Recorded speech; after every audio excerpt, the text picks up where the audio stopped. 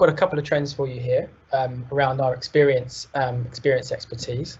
So the first one I want to talk to you about is what we've called emotive experiences. So I don't think it's nothing new to be talking about the emotional quality and the emotional experience people get when using products and services online. But I think in terms of the customer value shift that we've seen over the last sort of 10 years, with people valuing much more the emotional experience and connection they get with brands and moving away from that sort of transactional experience. We think that there's been over the last year, 2 years with the pandemic and other changes, a much more significant shift towards the importance of this, and we think it's just gonna continue really. So just got a few slides to sort of talk about what we mean by that. So yeah, just the numbers here, and I think this is something that obviously we're all aware of. We've all seen the news. We've all experienced it individually and as a species really across the whole planet. So obviously COVID-19, aside from the sort of the physical health problems, has also created a global mental health pandemic as well. So a study in the Lancet by a group of international researchers tracking anxiety levels, depression levels across the whole planet, and then correlating that with levels of COVID-19 infection, saw a 26% increase over the last 2 years, or since the start of the pandemic, in an increase in anxiety disorders. So yeah, really massive spike in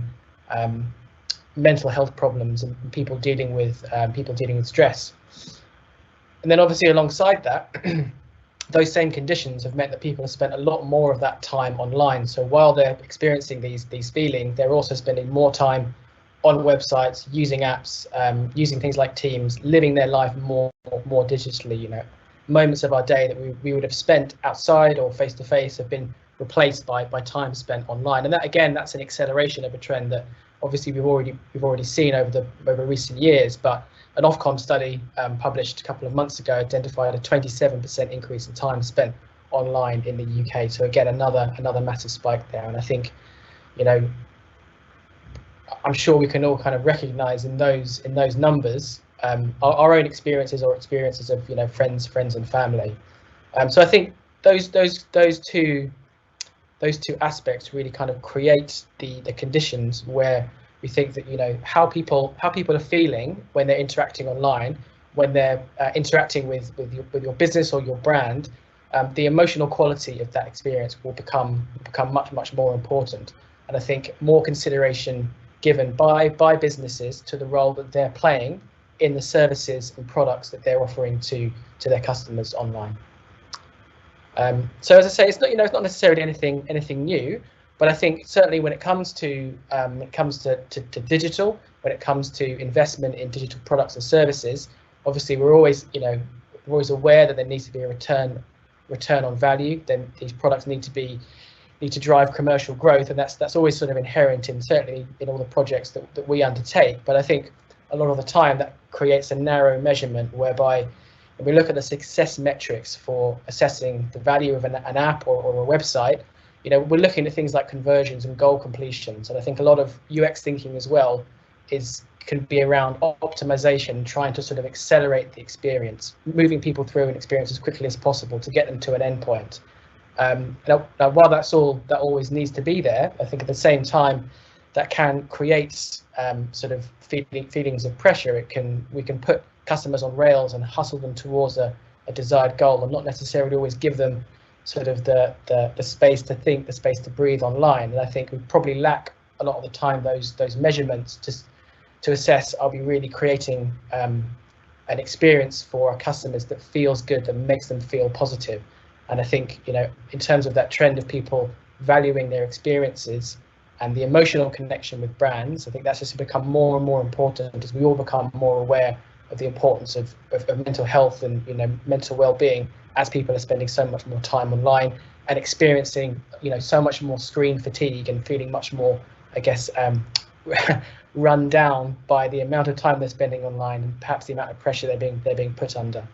So when we think about that value, the customer value, the experience value, the way we kind of like to break that down is thinking about these sort of three different areas. So firstly, like functional, does this product or service offer something that I need and will it work for me? Does it work fundamentally?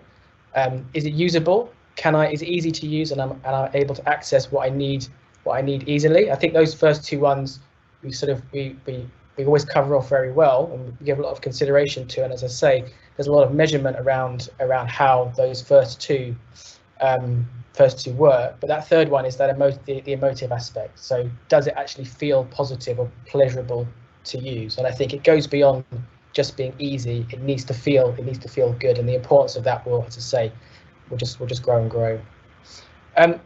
So when we think about the emotive experience, so these are sort of the three key areas, I suppose, of what makes up an emotive experience, how somebody emotionally experiences a product or service. So the first one is the visceral experience. So that's the first impression, the gut reaction people have when they look at your website or your app or your service for the first time. They're going to get an instant read on it and make an assessment about it. So that's how that emotive decision making starts. The next one is behavioral. So when they're using it, does it feel good to use? Is it giving them good feedback? And then thirdly, reflective. So once they've used it, do they come away with a positive feeling about it?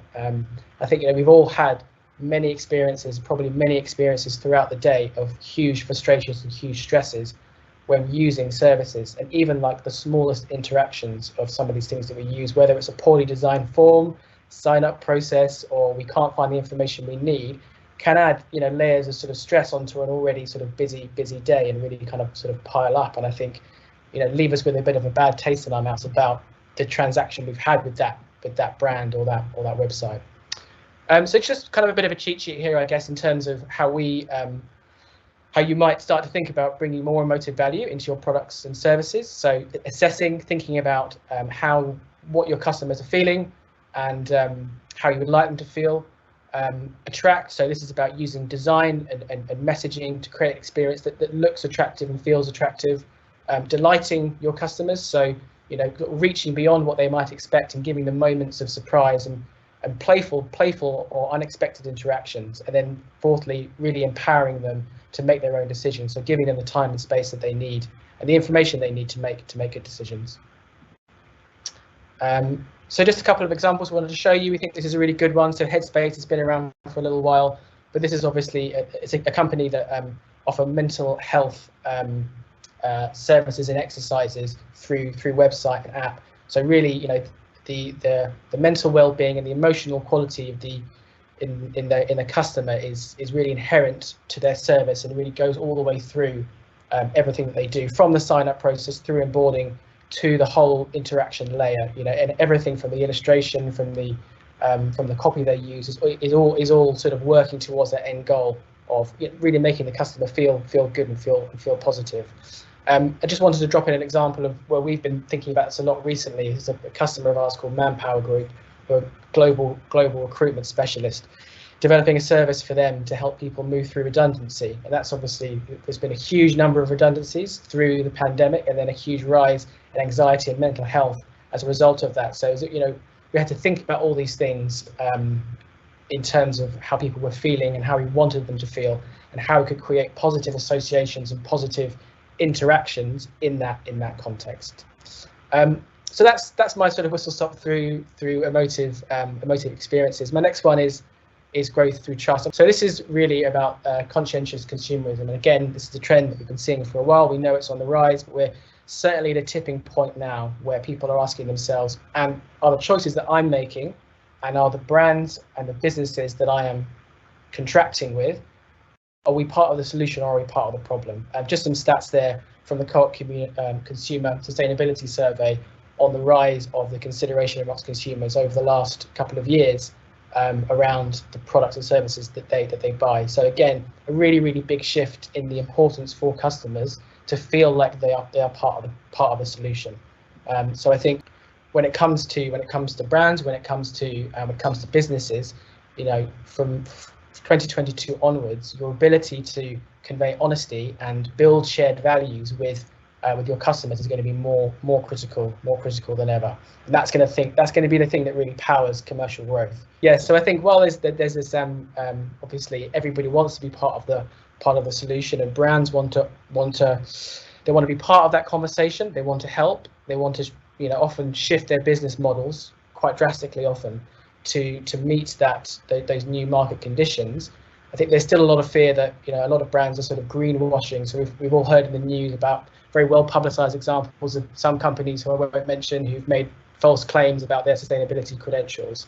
So, and I think obviously as well, the perceptions around big business and big brands and perhaps their sort of legacy associated as being sort of part of the problem are things that we'll sort of need to cut through in order to get new customers and maintain customers. Just some examples that we pulled out from what we can see happening at the moment. So a couple of new disruptive services that have come through. So apps, the one on the left here, Think Dirty. So this is a tool that enables people to scan a beauty product and then see exactly what ingredients are inside it, so they can make a conscientious decision about, are these ingredients eco-friendly? Are they coming from a sustainable supply chain? And then decide whether they want to purchase it or not. They're then also sort of layering on top of that an e-commerce experience where people can purchase directly the ethical products and services that they have sort of pre-approved. So a bit of a switch in terms of how the decision making is done there. And the next one is Olio, which is kind of completely just cutting through the retail the retail supply chain and offering a service for people to share primarily food, but then other things as well that might go to waste. So rather than people thinking about needing to go to the shops, they can go onto this app and they can find free food. So obviously good for people who have suffered financial hardship, but also good for people who just want to limit the amount of waste. So seeing a big growth in services like that. Just a couple of sort of smaller examples of how I guess some of the big brands are trying to get into this space. Some more successfully than others, but just a small example here from Skyscanner, where they're now starting to put the CO2 emissions on search results for flights. So they're giving you the option to make a conscientious choice on which flight that you want to take because it might have less CO2. We can see the IKEA example here, where they're starting to produce catalogs, online catalogs primarily, that group their products around the environmental benefits that they have. So rather than just sort of following those e-commerce models of saying, do you want to shop by room or do you want to shop by utensil, they're saying there's other ways to shop now as well. You can shop conscientiously. And I think probably the most significant example we've seen recently was Patagonia. These guys are already well ahead of the trend in terms of making sure that they're part of the solution. They really built a brand based on shared values. So in the lead up to Christmas, the biggest sales time of the year, they're not leading on their website with any sales promotions. They're actually encouraging people to not buy new things, not buy presents, and recycle what they've already got and consider taking their old jacket, reconditioning it, and then selling it, and then using that as a present. And they've got lots of videos and lots of content on the site that support that. And then again, just to sort of bring this round to an example that we've been working on, where these considerations are absolutely at the forefront. Trying to click through. Is some work we've been doing with Biffa, the waste management company, where we're building a new customer portal with them, and these considerations are absolutely at the heart of the proposition for that. So it's about exposing more data and more information to provide better transparency to customers.